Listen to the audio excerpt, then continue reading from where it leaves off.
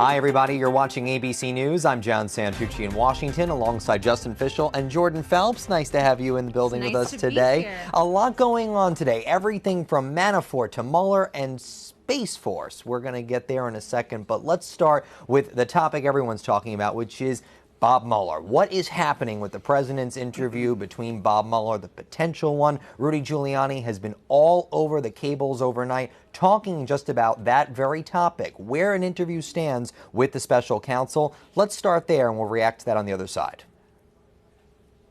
Well, I think if it isn't over by September, then we have a very, very serious violation of the Justice Department rules that you shouldn't be conducting one of these investigations in the 60-day period. Look, he's got plenty of time to either decide. We offered him an opportunity to do a form of questioning. He can say yes or no. We can do it. If he doesn't want to do it, he knows the answers to every question that he wants to ask. He's going to ask him, did you tell Comey to go easy on Flynn? The president's going to say, no, I didn't.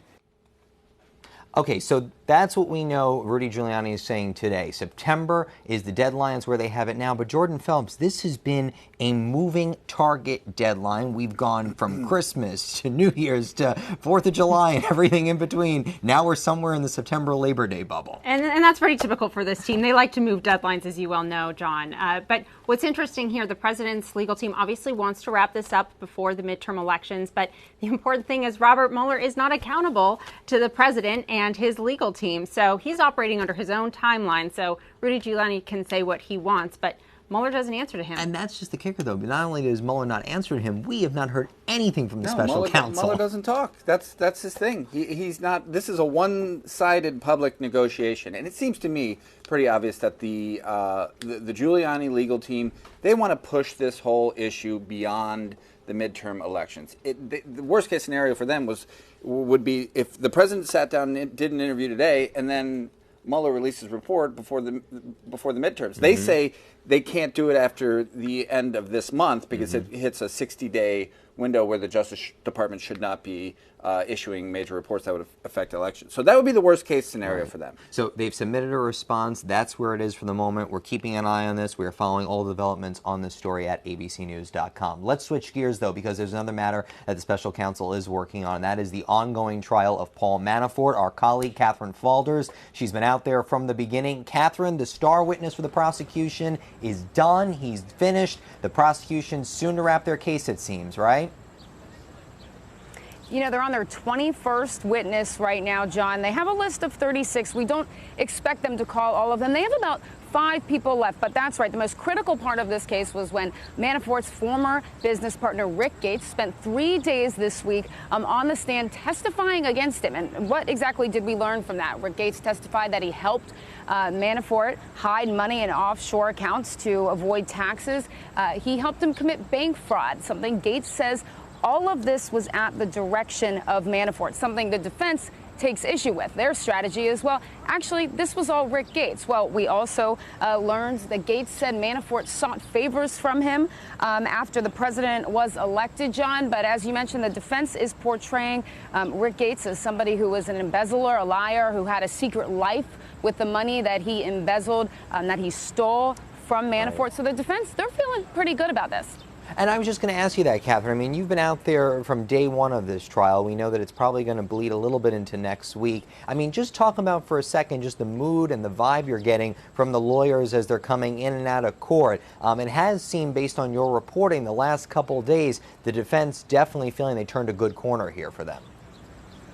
Yeah, so interacting with the Manafort's attorneys a decent amount as they're walking in and out, they are all smiles. They seem happy. They, as of right now, at least, they haven't presented their case yet. But as of right now, they view the Rick Gates testimony as a win for them. They say they're feeling pretty good. And you know, John, even though Gates is not testifying anymore, we will hear more from him because the defense has built their whole entire case around Rick Gates. Right. They haven't said what witnesses they will call or if Manafort will take the stand. But the reality is they view Gates as a flawed witness. Yeah, we've heard they have somewhere around half a dozen witnesses that they're planning to call to the stand. That is all going to play out in the Eastern District of Virginia. Catherine Falders, watching every step of it with our team. Thank you. We will check back with you later. Coming back inside the Bureau, there's another story that's making headlines today, and that is a sixth branch of the Department of Defense. Possible. Space Force, possible. So you've been obsessed with this story. Well, yeah, Give us the broad strokes overview. Well, the president out of the blue a couple weeks ago announced that he wants a sixth branch of the United States Armed Forces. He wants a Space Force. And it kind of took everybody by surprise because nobody's really asking for that at this point. But today, the vice president went over to the Pentagon today and said that this is what we're aiming to do. And we have some sound from the vice president. Let's take a listen to his remarks from earlier. Now the time has come to write the next great chapter in the history of our armed forces, to prepare for the next battlefield, where America's best and bravest will be called to deter and defeat a new generation of threats to our people, to our nation. The time has come to establish the United States Space Force.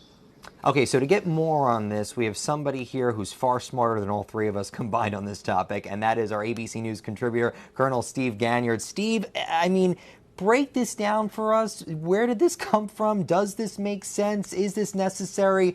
The floor is yours. Yeah, I'm not a rocket scientist, but I did sleep in a Holiday Inn Express last night, John. So let's talk about what we have here, and it's actually two separate ideas. The first idea is the president's idea, and that is what you heard coming from the vice president, is a space force. So we have Army, Navy, Air Force, we have a Marine Corps, and he wants a Space Corps. Nobody else does. You heard Secretary of Defense Mattis here say, oh, yeah, I'm all for a Space Command, but he did not endorse a Space Force. And nobody on Capitol Hill wants a Space Force either.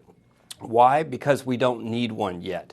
We do need a Space Command. So within the Department of Defense, there are things called combatant commands. So this would be Pacific Command. Sometimes they're regional, sometimes they have to do with the capability. So you would have a Pacific Command or a European Command or a Transportation Command, a Special Operations Command. Do we need a Space Command? Yes, we do, because space has been militarized, and it's been militarized for decades. But the capabilities that every country, the United States included, has in space are very, very classified. So people just don't understand that space has already been militarized. It's already a warfighting domain for the U.S. military. And so it makes sense to create an actual command that is focused on space and fighting in space. Okay, so now, Jordan Phelps, you broke this story here for ABC. You know, the president has been talking for a long time that he's wanted this. This has been an obsession for his from before he even took the oath of office. Yeah, it's been an obsession for a little while. He only articulated that he wanted this sixth branch of the military in March of this year. So in Trump timeline, it's a relatively recent adaptation of his. But what's interesting here, and Ganyard kind of hit on this, is that this is in direct conflict with what the Trump administration's policy has been towards space. Just last year, Secretary Mattis wrote to Congress that it would be unnecessary and a bureaucratic tale to add a Space Corps even under the umbrella of the Air Force. And now Trump wants to break this out from underneath the Air Force, which is already dealing with our space needs militarily, and make a completely new branch. And to that point, and to the point that Colonel Ganyard was making, when Pence went and delivered that speech today at the Pentagon, he had that one dramatic line. It's time. The time has come to establish a United States Space Force.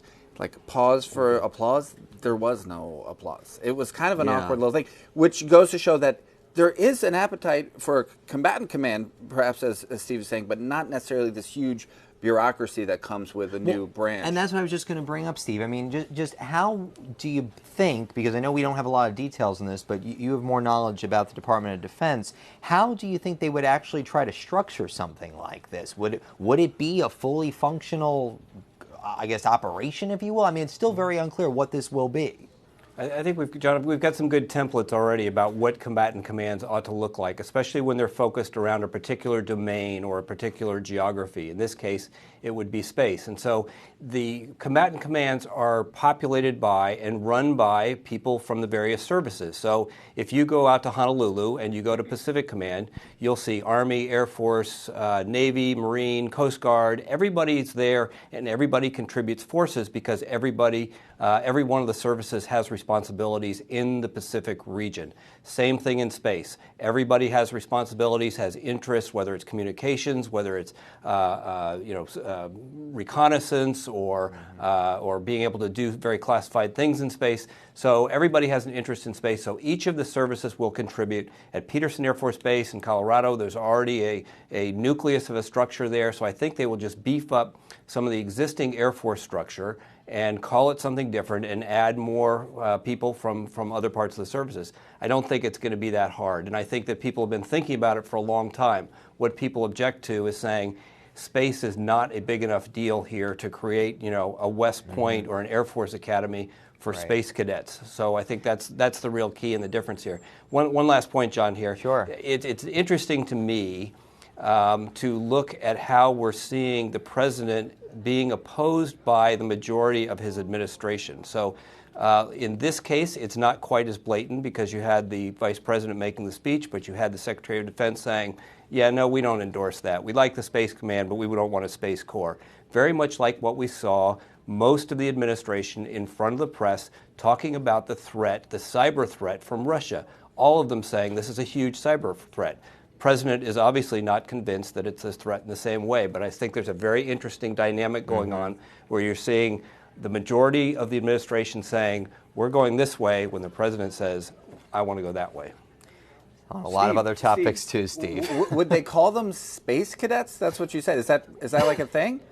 I'm going to say it's a thing, Justin, just because it's such a bad idea that we want to mock it as much as possible. Okay. So. Okay. And of course, there are already some parodies comparing this to Star Wars up on the web, so that didn't take long. No, not long at all. Definitely Too interesting. easy. Colonel Gagnier, thank you very much as always, sir. We appreciate it. Yeah. And moving on here, there was some other news today. There are 2 new United States citizens, Ms. Phelps. Who might they be? They are the parents of First Lady Melania Trump. Now, the really interesting thing is we don't know how exactly they got their citizenship, but we know this president has always said, I want to end chain migration. Right. Well, the most likely way these people got their citizenship was through their connection through their daughter, the current First Lady. So the First Lady's office hasn't commented on this. They always note that these are private citizens we're talking about. But of course, it is very interesting given the president's rhetoric. They won't say. I mean, they've been asked how this happened. They're being private about it. Well, and her lawyer did say afterwards that they followed all the proper application processes, but they did not answer any follow-ups. There was green cards involved, something like that. And we don't know. It is good for them that they're. It's just the context of it all, the way the president has approached this makes it so intriguing. I mean, they're retired aged people.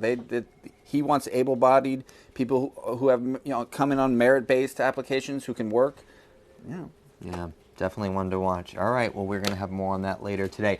And lastly, before we leave you, we don't always get a chance to thank everybody that helps us put this show together, but there's someone that I'm trying to look at right now, but she's behind a camera and she can't see me, and she's going to dodge me even harder now. But it is our camera operator, Sue Blasberg's birthday. She's extremely camera shy. Maybe she'll wave in front of the lens. Nope, she ain't going to do that. Nope, she's telling me to go like this. So, Sue, from all of us, we appreciate everything you do for us every day and put up with our nonsense.